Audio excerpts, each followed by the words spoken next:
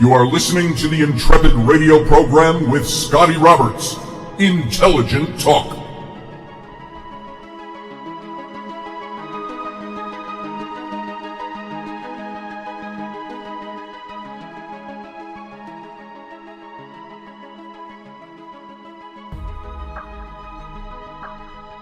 Well, happy Monday evening, folks. It's Christmas week. Merry Christmas to all of you. I don't care what denomination or faith or religion or whatever you are. Merry Christmas. You can figure out the rest from there for yourself. This is Scotty Roberts. You're listening to the Intrepid radio program right here on the Odyssey Radio Network. And that's ODYSY1.com. And you know, I send you over there every day, and I want to give you a little bit of a taste, a little more of what Odyssey is all about. And of course, by the way, as I do this, you can join this broadcast for the simulcast. Listen to it over on Odyssey One, but turn up the video broadcast over on my YouTube channel and join the other Intrepids in the live chat room during this show over at youtube.com/Mr. Scotty Roberts. Now, by the way, I've been broadcasting on Odyssey Radio for, I started this show on August 19th of this year, and it is now the 23rd of December. That makes it August to September, October, November, December. This is my fourth full month, entering my fifth month of broadcasting 5 days a week. This program, Monday through Friday at 9 p.m. Central Standard Time, 10 p.m. Eastern. That would be 8 p.m. Mountain Time, 7 p.m. Left Coast Time. And, of course, if you're all the way out there in Hawaii, it's sometime way earlier.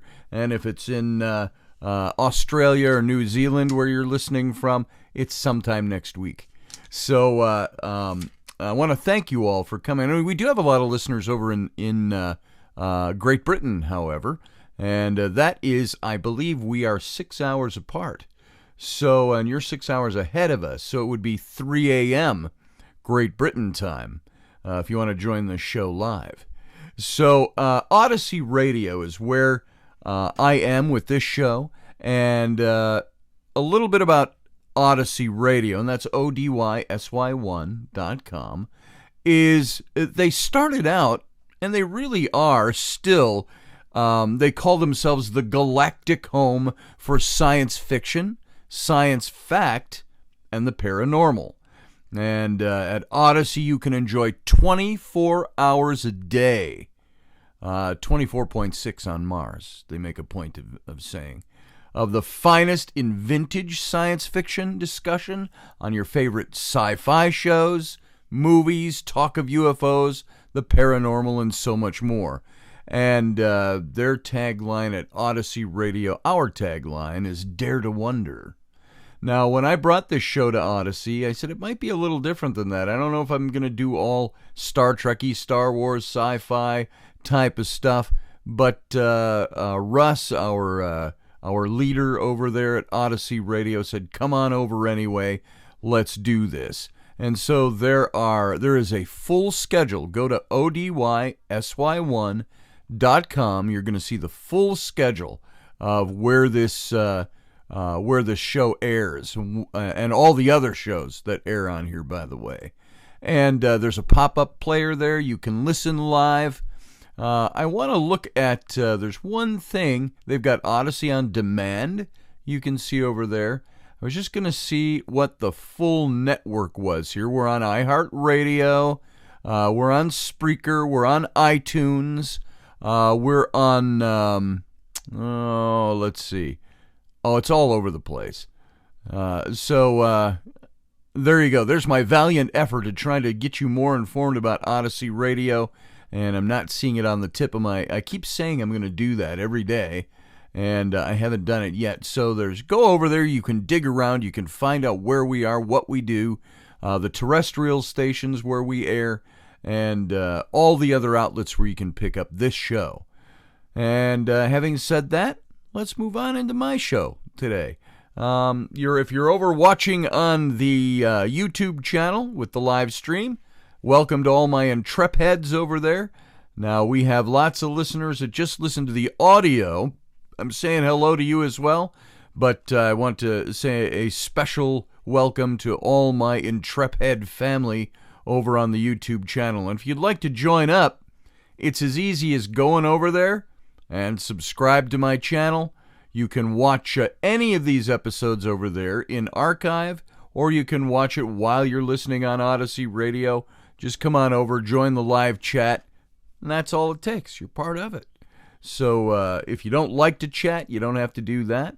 But there's the video. And for those of you watching video, you're going to see that I've done something. I've changed my lights all around in the studio. Now, I'm not sure if I like it yet. It's a little darker. It's a little more moody, even though I have the white background back there. Maybe one of these days I'll paint that a solid color or something. So all of that aside, everybody, welcome to the show. As you know, we did our live Sunday broadcast yesterday, which was not aired on Odyssey, but is part of my YouTube channel. We did tarot readings and discussion and things like that. We try to do that every Sunday morning at 9 a.m. Central Standard Time. And if you're looking for a tarot reading, come on over to my page, and you can see it scrolling right down underneath us here, ScottAllenRoberts.com, and you can go over to the tarot link there. If you're not viewing, just go over to my website, ScottAllenRoberts.com. You can go to IntrepidRadio.com, and some of the links will be over there as well. And that's all I have to say about that. There, pregnant pause. Let's move on. Let's actually get into the show. And what I want to talk about today is the same stuff we've been talking about for quite a while. I want to jump back into our series, which started as a look at, is there a balance between Christianity and paganism? And then we looked into the history of Christianity, the history of paganism, looked into the Gnostic mysteries, and all of this started snowballing into the effort it is. We've gone into the psychological development of why we choose certain faiths. We are now in the midst of some of that. It's if I could recap for you, we've been talking about the whole guiding narratives of what we put our faith in. Remember, all the way along, and I don't know how you can forget because I've asked it several times before, why do you believe what you say you believe? And what is at the core of your heart's faith? Now, I'm not here to change anybody's faith or to offend anybody's sensibilities when it comes to their religion or their faith, but I'm challenging you to know your faith. Don't just believe something, know something. Now, I know even in Christianity, there is that constant positive push to say you have to give your life to the things that don't make sense sometimes. That the whole story of Jesus as the Savior, which of course we're looking at more as Christmas now swiftly is on us, the birth of Jesus and so on. But then you start looking into history and you start asking, when did these things really happen? I started that almost as a hobby. It was the thing I liked to do, was look into history. Then the more you dig, you find out that the history might not support the faith. And so you have to ask, do I put my faith in something that cannot be substantiated at all? And I'm not talking about just the spiritual element, because frankly, there's almost no faith that exists where you can factually establish and run through the scientific method the existence of God or gods or angels or devils or demons or spirits or anything. That's all by faith. I get that. In every faith, that is by faith. Play on words there, almost. Not to be redundant. But I'm asking on that hard level. It's like the level of history, the level of studying to try to understand what it is you believe. What do you do when you find that the historical facts contradict what you've been taught to believe all along about your faith? How is the spirituality of your faith affected if you find out that historically some of those things never happened that established the history of the faith stories? That's what we've been digging into. And you can see how confusing it gets, even just to kind of recap and give us a taste of that. So now as we approach Christmas, I don't want to dissuade anybody from believing what they believe about Jesus, about the birth of Jesus. We've gone through that historically. We've also gone through all the other prior Messiah God-man types in history and Gnostic mysticism that also shared the same date for the birth of their God-men. They were all symbolic God-men, and we have to ask the question, is Jesus a symbolic God-man? Yes, I believe he really existed. I believe the biblical record, underneath it all, the foundation, the man existed. The man taught. The man made a mark on history. The question is what his followers have brought to the table since then. Has that actually been established to be fact, or is that a spiritual belief system? And of course, the Orthodox Church won out in about the 300s, late 200s, early 300s AD, and that is, of course, the story that we follow in modern Christianity. But if you go back to the roots, that first couple of hundred years after the life of Christ, what do you find out about him? And that's really what we've been doing. So we've dug into all this stuff about personalities, about how we develop, how our faith develops within our personality, the stages, the spiral dynamic that we put up, the color-coded dynamic, and now we're getting into the patterns that are there, the things that we've gone from the mythic tangible to the mythic literal to the mythic rational, the mythic global, the mythic avatar, the mythic archetypal. And these are these different stages of belief, these different stages. And so I left off with this, with the mythic avatar. And let's dig into that a little bit more tonight. I'm going to recap that one a little tighter than I have the other things here we've been talking about. So this is this final relationship that we have with myth, with the story of what we believe. Or you can even take the article "the" and move it out of there. With story. This is story. This is myth of who we are and what we believe. What is the story, or what is story for your belief system?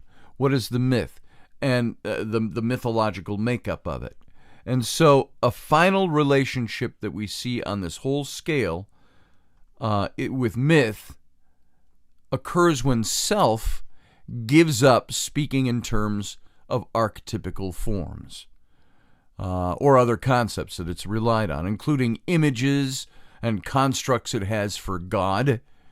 And when we've talked about God over the weeks and the months here, we're talking about what is your spiritual perception of God? What is the mythology upon which you base your belief system?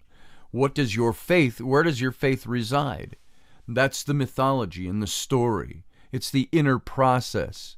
And speaking in terms of surrendering to what is without necessarily needing to label or define it is what we look at when we start asking you about what is your view of God, the myth in the story.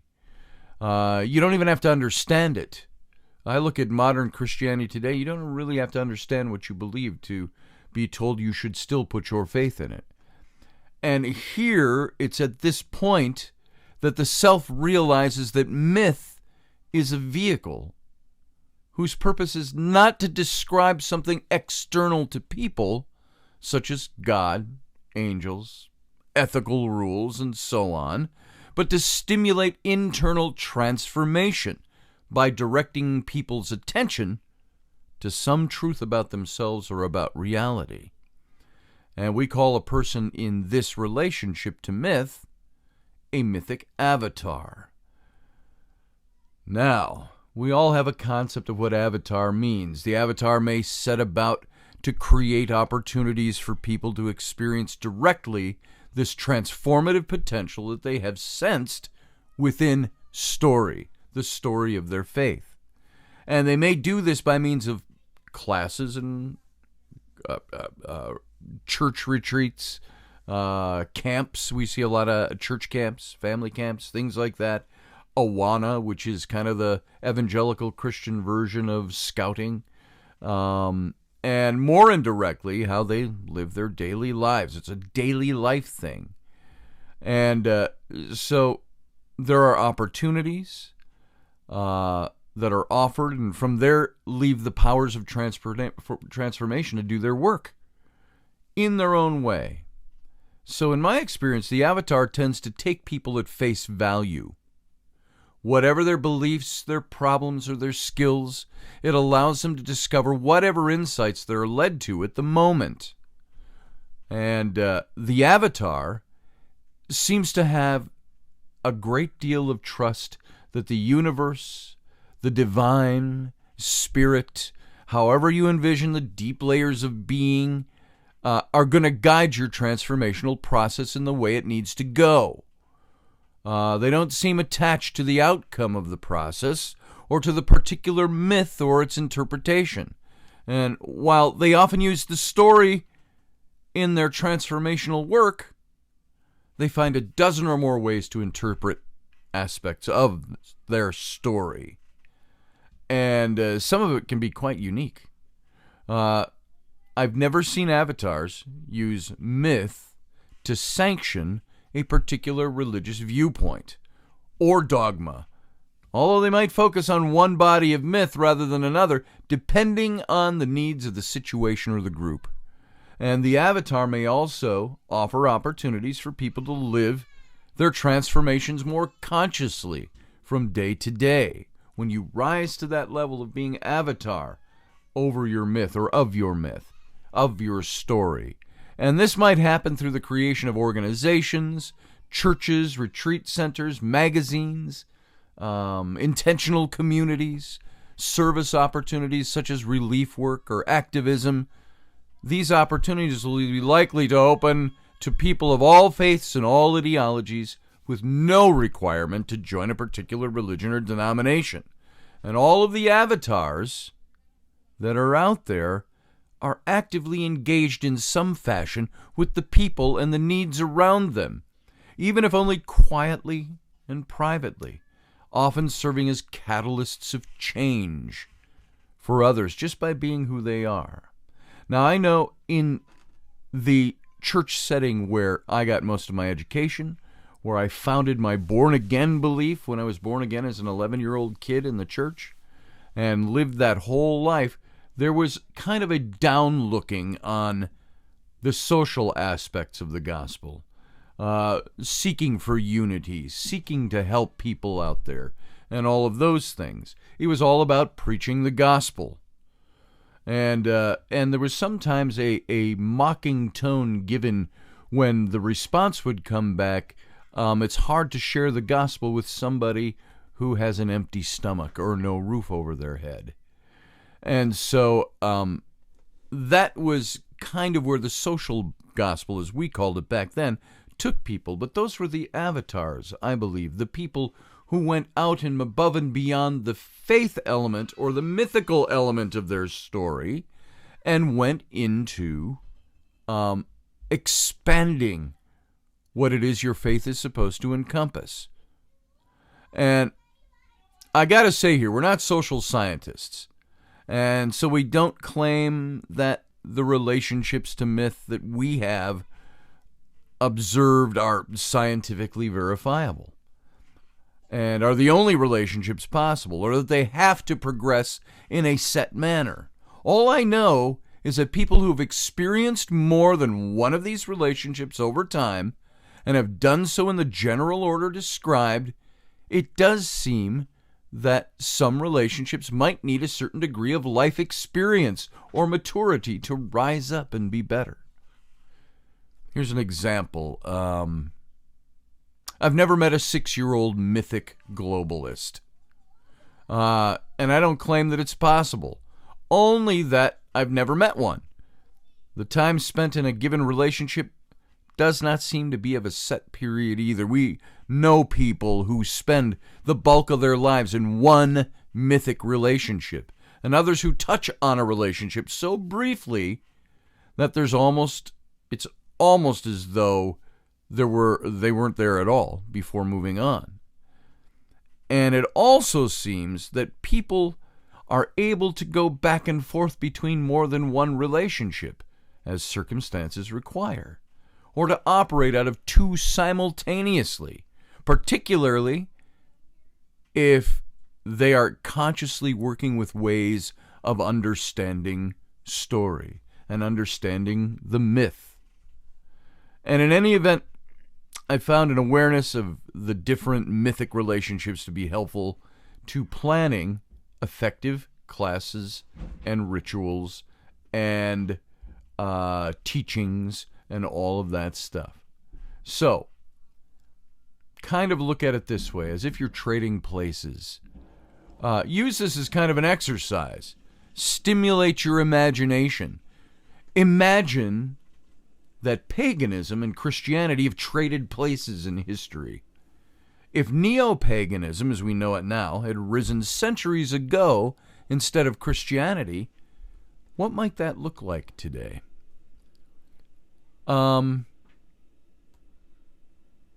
Imagine that Christianity didn't begin until the 1950s in the United States. It's a new religion, rising on a post-industrialized society, and it's only existed for 50 or 60 years now. What might it look like today? What issues would it be addressing in a modern world? What do its worship forms and organized structure look like? How many members does it have after 2 generations? Does it have scriptures or no scriptures? What do you think about that, if those things traded places? Because the paganism that exists today really only started around the 1950s. That's why it's the neo-paganism. It's the revivalist of old traditions. So, all of this stuff can be, when you start trying to understand where your place is on that mythic scale, as you look back at the myth of what you say you believe, this is where you end up. And there's a developmental expectation here that you need to look at. And that's what we're going to look at when we come back from this break. And if I start talking about it now, we're not even going to get it started. And so let's jump back into this when we come back. I'll give you this. I've got a few seconds left. That the goal of faith development is not whether we and our companions on this globe become Muslim, Jews, Buddhists, Taoists, Confucianists, or Christians, but rather, will there be faith on earth, and will it be good faith? Faith sufficiently inclusive so as to counter and transcend the destructive, henotheistic idolatries of national, ethnic, racial, religious identification, and blind us as a human community in conventional trust and loyalty to each other and to the ground of our being? That's a big question. Let's look at it when we come back. Hang on for 2 minutes or so. We'll be right back. Man of the tombs lives in a place where no one goes. He tears at himself,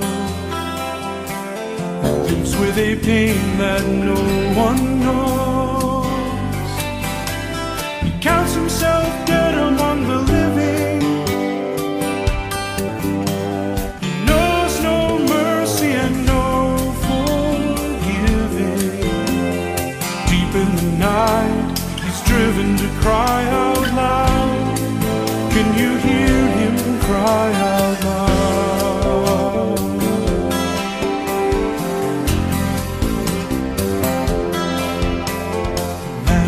Tombs, possessed by an unseen enemy, breaks every chain. Stakes his freedom for being free. Shame and shamelessness equally there, like a random toss of a coin in the air.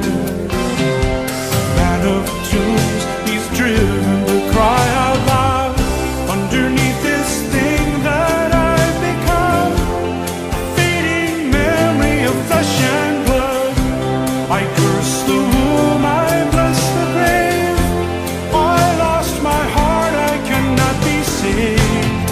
Like those who fear me, I'm afraid. Like those I've heard, I can feel pain.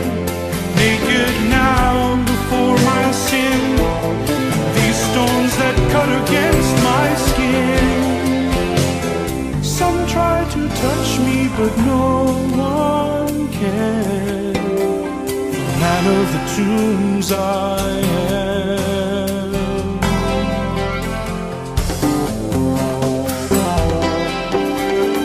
Down at the shoreline,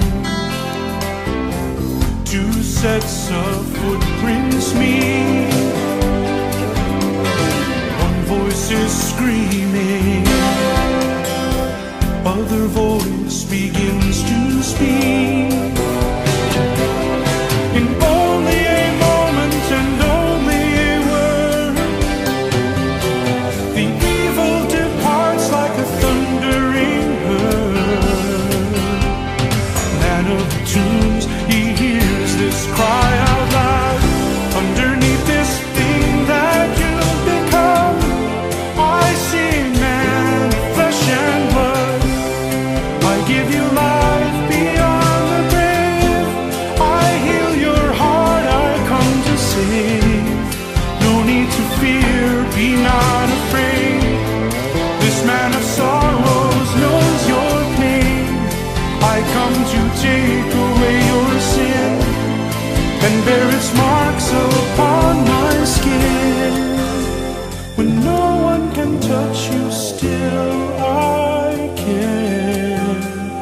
For Son of God I am.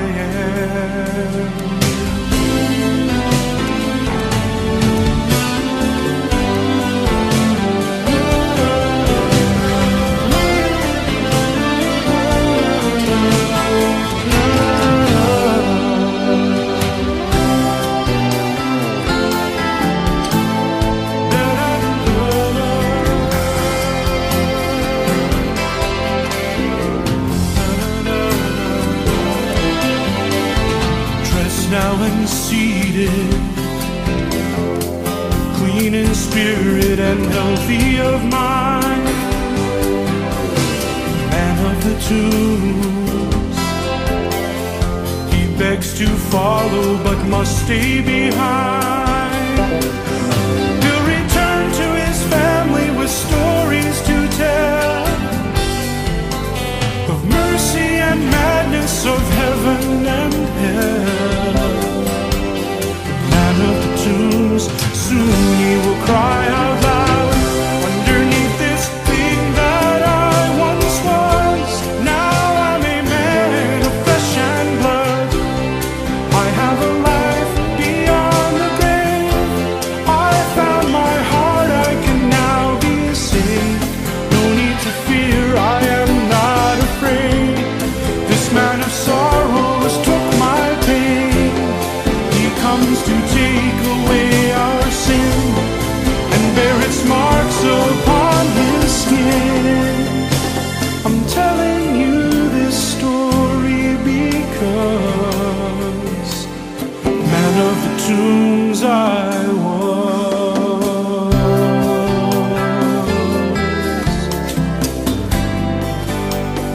Man of the tombs I was.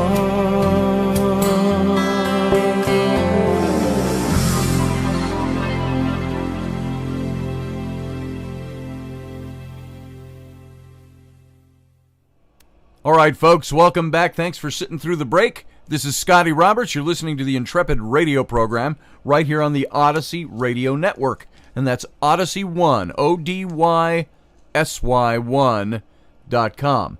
And then come on over to the YouTube channel where you can watch the video in simulcast and join the live chat room during this show. And that's over at youtube.com/Mr. Scotty Roberts. Mr. all spelled out, of course.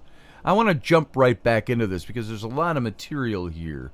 As we were looking at these different stages, and we ended with the mythic avatar, there's this developmental expectation now that's thrown on us. And what is the goal of faith development? I'm going to restate this bulky question I left us with as we exited the first segment of this show.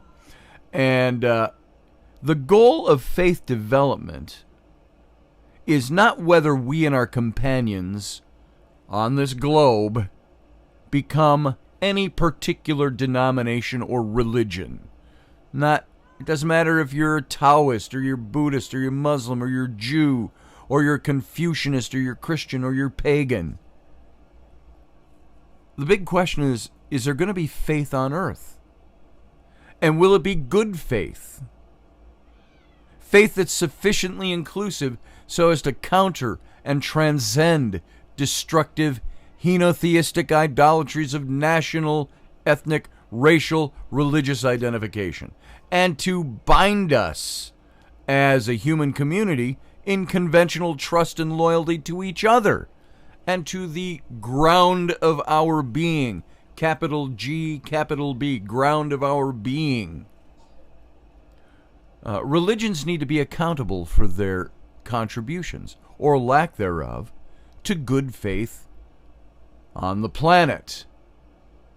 It is their role to nurture persons who are fit to be partners in a global covenant of faith relations. Now, let me stop this here because there's many of you who I speak with on a political basis. We talk about neo-globalism and globalists, as Alex Jones might talk about. This is not what I'm talking about here. I'm talking about a unity of spirituality that is meaningful, one that has developed and risen above the divisions and the looking for divisions within religions and within faith structures. Does spirituality, does it have one single point of view that is correct? Or is it something we're supposed to strive for to get to something that's greater? It's like that song I mentioned last week that talked about there must be something greater than the temple, something firmer than God's law. And this is a big question that we have to have when we start looking at all the stuff we've looked at about faith, about the history of Christianity, about the history of paganism, about all of this stuff. What's it really all about? Is it all about that we are a sinful race that has fallen from the grace of God, and that we need salvation, and that only one religion offers this? Or is that religion which we have found been something that has been altered so many times over the millennia and the centuries that we don't know what the actual true story is at the midst of it? And so we have to step outside of that box and look back in. The same with everything out there. So when I talk about being partners in a global covenant, I'm not talking about globalism. I'm talking about a people that has a spirituality that strives to better their world together. And to accomplish this, religion first has to take faith development seriously. And it can do this by acknowledging that development happens and learning about the sequence in which it happens. Religious groups should also be aware of the tendency to center around one stage of development to the exclusion of all the other stages we talked about. And we went through most of those last week on this show. So to excluding all of those, that is, a given community will have conscious and unconscious images of what adult faith is supposed to look like. And it'll aim its classes, its services, It's political governance toward that level. And these patterns will prepare children and adults to grow up to the expected level of development, but not beyond it. And persons joining from the outside will be attracted to the group because of the particular level of development it expresses. And these factors together set an effective limit on the growth of faith. You catch that? The growth of faith in that community. And based on research, the majority of faith communities in the United States operate at the synthetic conventional level, that blue level, way back on the spiral dynamic chart, which I don't want to bring up and recap. I'm just going to reference it. It's in the past shows. You know where it is, and if you've been listening along, you kind of know where we're at with that. It's that synthetic conventional with a slight push to the next level. Religions need to re-envision the nature of truth, which, from the blue synthetic conventional perspective, is identical to belief. So truth at that level equates belief, or belief equates to truth. And this is the tendency that we discussed a long time ago. Well, it seems like a long time ago, last week at least. This idea of a thing, making the idea of a thing into a thing itself. So our concept in that blue level of God, our concepts, our ideas about God that we've gleaned from all sorts of ancient scriptures, we've honed that down to be the truth. So the idea of the thing becomes the thing itself. And from this perspective, propositional or doctrinal statements are supposed to contain truth. That's what I was taught in Bible college, in seminary, in church, and all of that. Our doctrinal positions are supposed to contain truth. But faith is this, as relational, is not propositional, as a pledging of trust and a fidelity to another, and a way of moving on to the force field of life-trusting and dynamic centers of value and power. These centers of value and power for us change as our faith development occurs. Faith communities that encourage growth need to be prepared to support people who are struggling with doubt and issues of belief. I tell you what, I struggled with doubt and issues of belief in the faith setting I was in, and there was, and I don't resent this, I'm just saying they were not capable of dealing with you beyond telling you that you were backsliding or that you were out of favor with God if you think that way. And that, to me, was stifling anybody's faith development. But what that faith development always did was it took you out of that blue zone where the idea of the thing is the thing, and it took you to see beyond that, which then started to counteract what that particular denomination or religion was wanting you to believe and teaching you was so. So, encouraging growth, communities that do this need to be prepared to support the people who are struggling with their doubts and struggling with their issues of belief, and whose views of spirituality are changing because they're moving through the various relationships to myth. What's your relationship to myth, to story right now? If you're in the Christian community, what's your relationship to story and myth? If you're pagan, what's your relationship to story and myth? No matter what religion you plug yourself into, maybe you're not part of any religion at all. Do you have story and myth to back what you believe? An atheist has story and myth. Everybody does. So communities that succeed in creating a nurturing space for growth in their members create what can be called this climate of developmental expectation. Developmental expectation. This is a climate that takes the full development of faith seriously and it provides rites of passage and opportunities for service that are faith stage appropriate.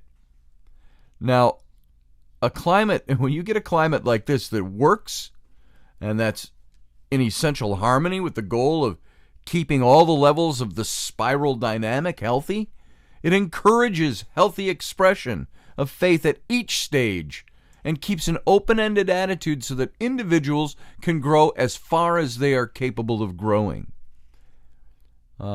Such a climate supports what we discussed a few days ago, Wilber's 4 quadrants and integral development.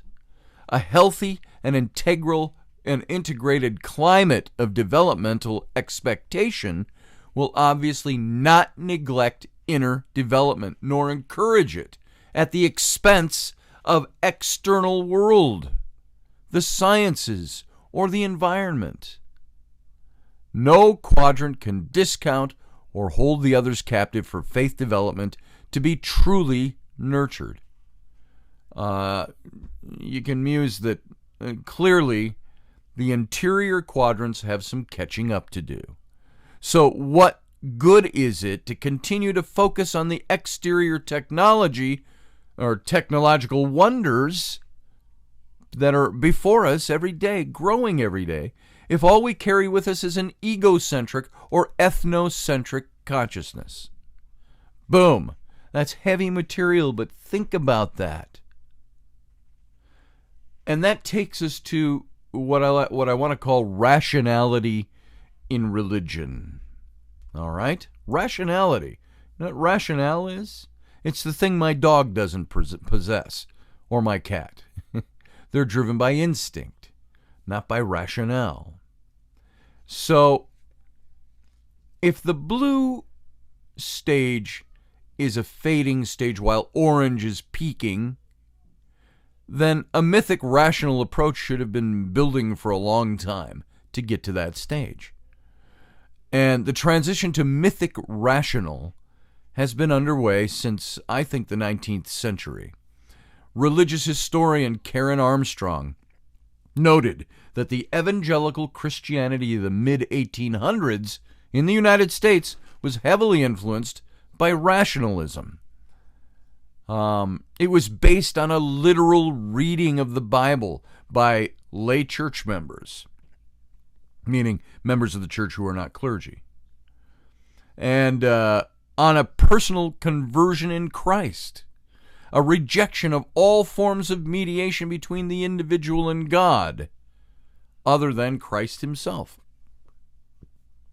Historian Richard Tarnas, he believes that this change arose from the Reformation generally, as Luther taught that religious authority existed in every individual, who must read and interpret the Bible for himself or herself according to his or her own conscience or personal relationship to God. Remember, prior to that, in the Orthodox Church, the clergy read the Scripture.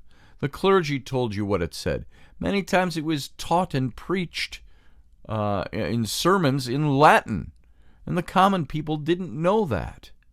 The common people didn't speak that language. Many of the common people, up to the Reformation, couldn't even read or write. So you had to go along with what the church said. Luther changed that in the Reformation. The Reformation stressed discovering truth for oneself and the importance of subjecting all beliefs to rational testing. Is this rational? Does it make sense?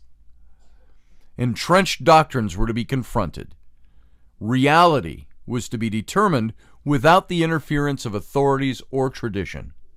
And this change gained steam from the 16th to the 18th centuries. Imagine if all you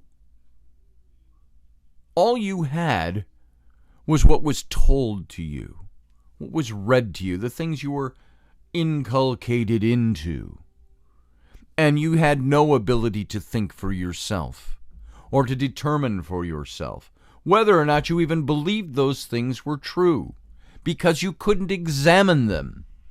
Now the Reformation came along and said, you have the ability to do that.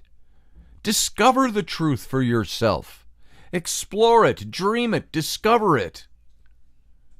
Now, Lutheranism today is still a little harder than most Protestant religions. It's a step down from Catholicism. But you have your evangelical Lutherans, too. Then you have your evangelical churches, your Baptists, your evangelical Baptists, your free churches, and so on within Christianity. So there's this very self-reliant and rational version of fundamentalism that came out of all of this. And it left the red-blue of the Crusades, the red to the blue, and the blue of the Middle Ages far behind. And it became the blue-orange on that dynamic spiral of the Enlightenment. That was the next stage. It went from hardcore, sole belief in something and nothing else, to the Enlightenment. And by the 19th century, reason's interest in fairness and the application of universal principles was also evident in that era's focus on social reform, including feminism, abolition, women's suffrage, penal reform, educational reform. All those reforms started taking place after this age of enlightenment hit us. And so it's noted that we know fundamentalism in the United States is a modern and rationalist development, since the way in which its members read the Bible was unheard of in earlier societies. Fundamentalists treat their doctrines as facts, and the only facts, in the same way that scientists treat their data as facts, and only facts, which demonstrate a way of being religious in an age that values the logos of science above all else. As a matter of fact, sitting over here in one of my books, The Rise and Fall of the Nephilim, I speak in chapter 1. I believe I entitled that Science Almighty. And Henry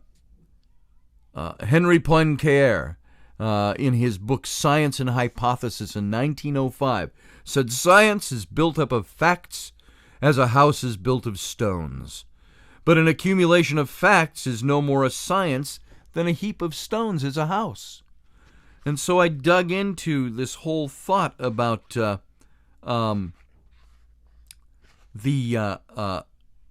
science being raised to that haughty status of all-knowing and all-being, just the same way we've done with religion and certain fundamentalist aspects of our religions. And in The Demon-Haunted World, Carl Sagan spoke of the two things instilled in him at a very early age. And that was, and he says, this is a quote from Carl Sagan, he said, "My parents, in introducing me simultaneously to skepticism and wonder, taught me the two uneasily cohabiting models of thought that are central to the scientific method." And that's skepticism and wonder. And a knowledge of the existence of something we cannot penetrate, of the manifestations of the profoundest reason and the most radiant beauty. It is this knowledge and this emotion that constitute the truly religious attitude. In this sense and in this alone, I am a deeply religious man, said Albert Einstein. And Carl Jung said, enlightenment is not imagining figures of light, but making the darkness conscious. So once you've gotten to that stage where you come out of this, the darkness becomes light, and you find that there's a broader way of seeing things, as opposed to just being fundamentalist about things. So, we're talking about the rise of this fundamentalism. As the mythic rational approach has grown, there's been a proliferation of Christian writing, explaining its theology and its practices, demonstrating its logic, its reasonableness, its relevance to today. We've got to make Scripture relevant. And even biblical fundamentalists, biblical adherence to biblical, what's the way I'm trying to say this? The literalness.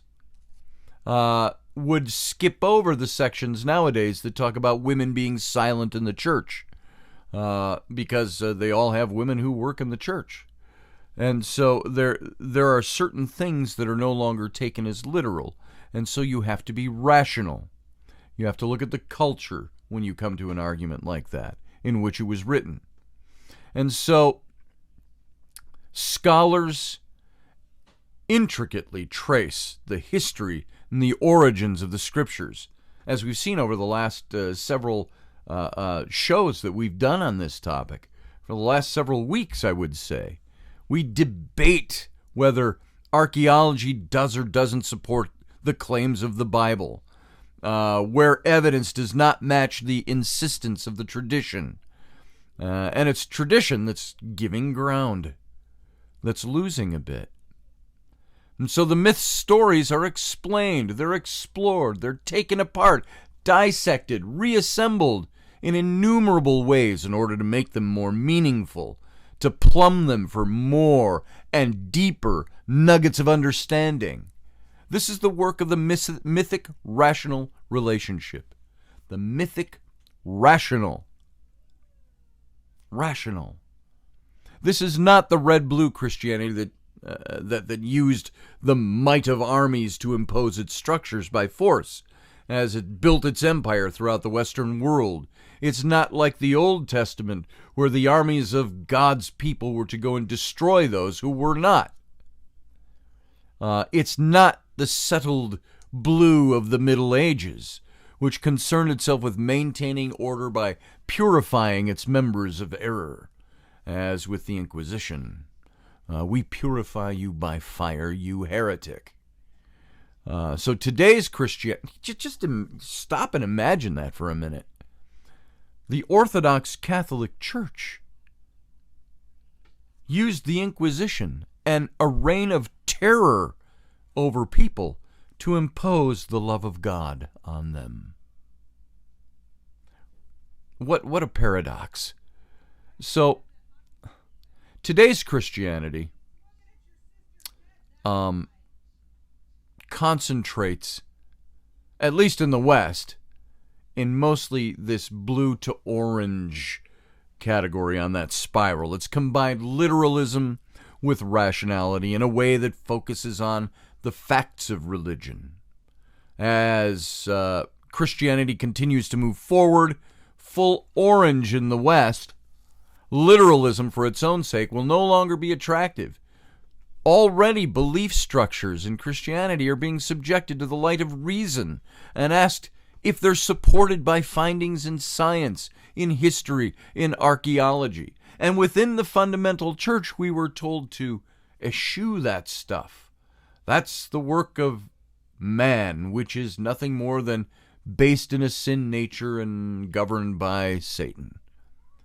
So we look at findings in science and history and archaeology now, and sometimes that takes us outside the box. Beliefs will have to pass muster now with concepts of fairness and equality, and they'll be expected to do their part in creating a just world. You cannot say that your belief system is just when it is based on injustice.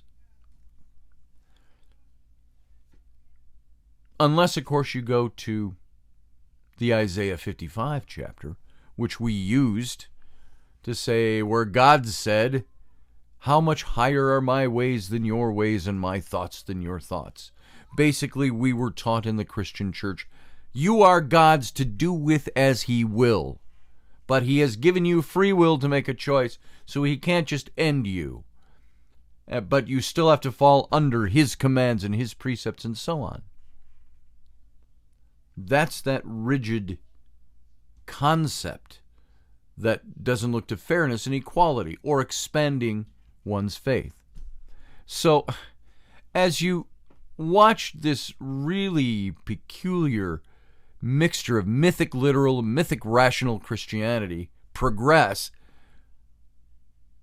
it's very interesting to see what develops here. Millions of mythic literal Christians keep pushing the envelope of the mythic for more ideas, more interpretations. Feed us. There's more than this. There must be something greater than the temple, something firmer than God's law. And while the mythic rational hungers for the change, for the information, the facts and the mental food, what happens when the facts discovered challenge the literal and the historical truth of the myth, of the story? What happens when that, it's like two trains colliding on the same track? So, you have to look at that and say, what's changing? What is the change that's out there? And how does it affect me? The creation of the Gospels, early church formation, Old and New Testaments, relationships of Christianity to ancient mystery religions. It's all a product of mythic, rational investigation. And what do you think the impact of that is going to end up being? We'll get into that next time. Tomorrow night. Tomorrow night's Christmas Eve. Pretty sure I'll try to get a show out tomorrow. If not, it could be a couple of days before you see me. We'll try to do our best because of the Christmas holiday. I like to do the show new, so those of you who are out there and want to join it, even on a holiday, it's there for you. But if I don't, sometime along the way, we'll try to find some time over the next couple of days to do something live as well. A live stream that's separate from the show over on my YouTube channel. So we'll see you here. I'm going to take a 23-hour break, and I hope that's all it is. And we'll be back tomorrow night and continue on with this. Thanks for being here. Have a Merry Christmas if I don't see you till later in the week.